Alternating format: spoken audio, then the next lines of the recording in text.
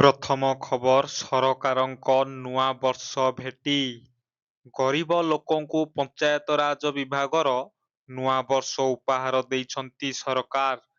ଜାନୁଆରୀ ମାସରେ 10 ଲକ୍ଷ ହିତାଧିକାରୀଙ୍କୁ ପକ୍କା ଘର ମିଳିବ। ପ୍ରଧାନମନ୍ତ୍ରୀ ଆବାସ ଯୋଜନା ପାଇଁ 37 ଲକ୍ଷ ଆବେଦନ ହୋଇଛି।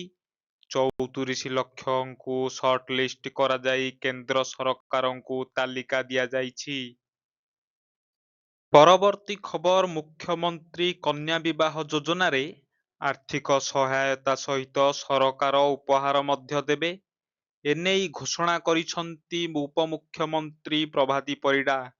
ଯୋଗ୍ୟ କନ୍ୟାଙ୍କୁ ଉପହାର ପ୍ରଦାନ କରିବା ପାଇଁ ମହିଳା ଓ ଶିଶୁ ବିକାଶ ବିଭାଗ ଏବଂ ଓଡ଼ିଶା ରାଜ୍ୟ ସମବାୟ ହସ୍ତଶିଳ୍ପ ନିଗମ ମଧ୍ୟରେ ଏକ ବୁଝାମଣା ପତ୍ର ସ୍ୱାକ୍ଷରିତ ହୋଇଛି। ଉତ୍କଳିକା ଏହି ଯୋଜନାରେ କନ୍ୟାଙ୍କୁ ହସ୍ତତନ୍ତ ଶାଢ଼ୀ, ଚୁଡ଼ି, ରୂପାର ପାଉଁଜି ଓ ଝୁଣ୍ଟିଆ ଭଳି ଶୃଙ୍ଗାର ସାମଗ୍ରୀ ସହ ବାସନ କୁସନ ଭଳି ଘରୋଇ ବ୍ୟବହାର ସାମଗ୍ରୀ ଯୋଗାଇ ଦେବେ। ମୁଖ୍ୟମନ୍ତ୍ରୀ କନ୍ୟା ବିବାହ ଯୋଜନାରେ ଯୋଗ୍ୟ କନ୍ୟାଙ୍କୁ ବିବାହ ପଞ୍ଜୀକରଣର 7 ଦିନ ପରେ 35,000 ଟଙ୍କା ଆକାଉଣ୍ଟକୁ ଦିଆଯିବ। ଏହା ବ୍ୟତୀତ ଉପହାର ପାଇଁ 10,000 ଟଙ୍କା ଏବଂ ସାଜସଜ୍ଜା ପାଇଁ 6,000 ଟଙ୍କା ଦେବାର ବ୍ୟବସ୍ଥା ରହିଛି। ପରବର୍ତ୍ତୀ ଖବର କେନ୍ଦ୍ରର ବଡ଼ ଯୋଜନା ଦୁର୍ଘଟଣା ପରେ ସାହାଯ୍ୟ କଲେ ମିଳିବ 25,000 ପୁରସ୍କାର। ଆପଣ ରାସ୍ତାରେ ଯାଉଛନ୍ତି, କୌଣସି ଦୁର୍ଘଟଣା ହୋଇଥିବା ଦେଖିଲେ କିନ୍ତୁ ଦୁର୍ଘଟଣାର ଶିକାର ଲୋକଙ୍କୁ ହସ୍ପିଟାଲ ନେବାକୁ ଆପଣ ଭୟ କରନ୍ତି, କାରଣ ହସ୍ପିଟାଲରୁ ନେଇ ଥାନା ପୋଲିସର ଭୟ ଅନେକଙ୍କ ମନରେ ଥାଏ। କିନ୍ତୁ ଏମିତି କଲେ ଆପଣ ଏବେ ପୁରସ୍କାର ପାଇବେ। ପରିସଂଖ୍ୟାନ କହୁଛି ବର୍ଷକୁ ହେଉଥିବା 5 ଲକ୍ଷ ଦୁର୍ଘଟଣାରେ ତୁରନ୍ତ ଚିକିତ୍ସା ମିଳିଲେ 30% ଜୀବନ ବଞ୍ଚିପାରିବ।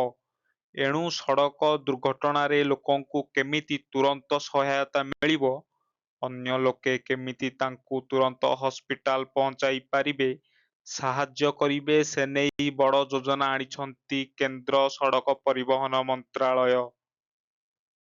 ପରବର୍ତ୍ତୀ ଖବର 28 ଜାନୁଆରୀରୁ ଆରମ୍ଭ ହେବ ସଂସଦର ବଜେଟ ଅଧିବେଶନ। ଏନେଇ ଶୁକ୍ରବାର ସୂଚନା ଦେଇଛନ୍ତି ସଂସଦୀୟ ବ୍ୟାପାର ମନ୍ତ୍ରୀ କିରେନ ରିଜିଜୁ।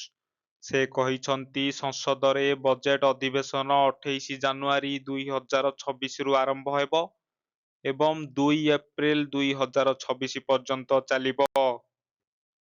ପରବର୍ତ୍ତୀ ଖବର ଓଡ଼ିଶା ହାଇକୋର୍ଟଙ୍କ ଗୁରୁତ୍ୱପୂର୍ଣ୍ଣ ରାୟ। ପୋଷ୍ୟପୁତ୍ରମାନଙ୍କୁ ଅନୁକମ୍ପାମୂଳକ ନିଯୁକ୍ତି ଦେବା କ୍ଷେତ୍ରରେ ବଡ଼ ରାୟ ଦେଇଛନ୍ତି ଓଡ଼ିଶା ହାଇକୋର୍ଟ। କେନ୍ଦ୍ରୀୟ ପ୍ରଶାସନଙ୍କ ଟ୍ରିବ୍ୟୁନାଲ ଦେଇଥିବା ଆଦେଶକୁ ଓଡ଼ିଶା ହାଇକୋର୍ଟ କାଏମ ରଖିବା ସହ ଦକ୍ଷିଣ ପୂର୍ବ ରେଳବାଇ କର୍ତ୍ତୃପକ୍ଷଙ୍କ ଆବେଦନକୁ ଖାରଜ କରିଦେଇଛନ୍ତି। ପରବର୍ତ୍ତୀ ଖବର ଅଯୋଧ୍ୟାରେ ଆମିଷ ମନା। ଉତ୍ତରପ୍ରଦେଶର ପବିତ୍ର ନଗରୀ ଅଯୋଧ୍ୟାର ପବିତ୍ରତା ବଜାୟ ରଖିବା ପାଇଁ ପ୍ରଶାସନ ଏକ ବଡ଼ ନିଷ୍ପତ୍ତି ନେଇଛି। ଅଯୋଧ୍ୟାରେ ଏବେ ଆମିଷ ଖାଦ୍ୟ ବିକ୍ରୟକୁ ସମ୍ପୂର୍ଣ୍ଣ ନିଷେଧ କରାଯାଇଛି। ଏହା ଉଲ୍ଲେଖନୀୟ ଯେ ଏହି ନିଷେଧ କେବଳ ହୋଟେଲ, ଢାବା ଏବଂ ଦୋକାନ ପର୍ଯ୍ୟନ୍ତ ସୀମିତ ରହିବ ନାହିଁ, ବରଂ ଅନଲାଇନ ଫୁଡ ଡେଲିଭରି କରୁଥିବା କମ୍ପାନୀଗୁଡ଼ିକ ପାଇଁ ମଧ୍ୟ ପ୍ରଯୁଜ୍ୟ ହେବ। ପରବର୍ତ୍ତୀ ଖବର ଅତ୍ୟଧିକ ଥଣ୍ଡାକୁ ନଜରରେ ରଖି ଜାନୁଆରୀ 13 ପର୍ଯ୍ୟନ୍ତ ସମସ୍ତ ସ୍କୁଲ ଛୁଟି। ଚଣ୍ଡିଗଡ଼ର ପାଗକୁ ନଜରରେ ରଖି ସମସ୍ତ ସରକାରୀ ବେସରକାରୀ ଅନୁଦାନ ପ୍ରାପ୍ତ ସ୍କୁଲକୁ ଛୁଟି ଜାନୁଆରୀ 13 ପର୍ଯ୍ୟନ୍ତ ବୃଦ୍ଧି କରାଯାଇଛି। ପୂର୍ବରୁ ଛୁଟି ଜାନୁଆରୀ 10 ତାରିଖ ପର୍ଯ୍ୟନ୍ତ ବୃଦ୍ଧି କରାଯାଇଥିଲା, କିନ୍ତୁ ଅତ୍ୟଧିକ ଥଣ୍ଡା ଯୋଗୁଁ ଏହାକୁ ପୁଣି ଥରେ ବୃଦ୍ଧି କରାଯାଇଛି। ପରବର୍ତ୍ତୀ ଖବର ଭୟଙ୍କର ସଡ଼କ ଦୁର୍ଘଟଣା। ଘାଇକୁ ଖସିଲା ଯାତ୍ରୀବାହୀ ବସ୍। ଏଥିରେ 9 ଜଣଙ୍କ ମୃତ୍ୟୁ ହୋଇଥିବା ବେଳେ ଅନେକ ଯାତ୍ରୀ ଆହତ ହୋଇଛନ୍ତି। ଶୁକ୍ରବାର ହିମାଚଳ ପ୍ରଦେଶର ସୌର ମଉର ଜିଲ୍ଲାରେ ଘଟିଛି ଏହି ଭୟଙ୍କର ସଡ଼କ ଦୁର୍ଘଟଣା। ରାଜ୍ୟ ତଥା ଦେଶ ବାହାରେ ପ୍ରବଳ ଜାଡ଼ ଅନୁଭୂତ ହେଉଛି। ଶୀତ ଏତେ ମାତ୍ରାରେ ପଡୁଛି ଯେ ବାହାରକୁ ବାହାରିବା ମୁସ୍କିଲ ହୋଇପଡୁଛି। ପରବର୍ତ୍ତୀ ଖବର ସଡ଼କ ସୁରକ୍ଷା ପାଇଁ ସରକାରଙ୍କ ବଡ଼ ପଦକ୍ଷେପ। ସମଗ୍ର ଦେଶରେ ସଡ଼କ ଦୁର୍ଘଟଣା ହ୍ରାସ କରିବା ଏବଂ ସୁରକ୍ଷା ବଢ଼ାଇବା ପାଇଁ ଭାରତ ସରକାର ବିଭିନ୍ନ ପଦକ୍ଷେପ ନେଉଛନ୍ତି। ଏହି କ୍ରମରେ 2026 ଶେଷ ସୁଦ୍ଧା ଭାଇକେଲ ଟୁ ଭାଇକେଲ ଯୋଗାଯୋଗ ପ୍ରଯୁକ୍ତିବିଦ୍ୟା କାର୍ଯ୍ୟକାରୀ କରିବାକୁ ଯୋଜନା କରୁଛନ୍ତି।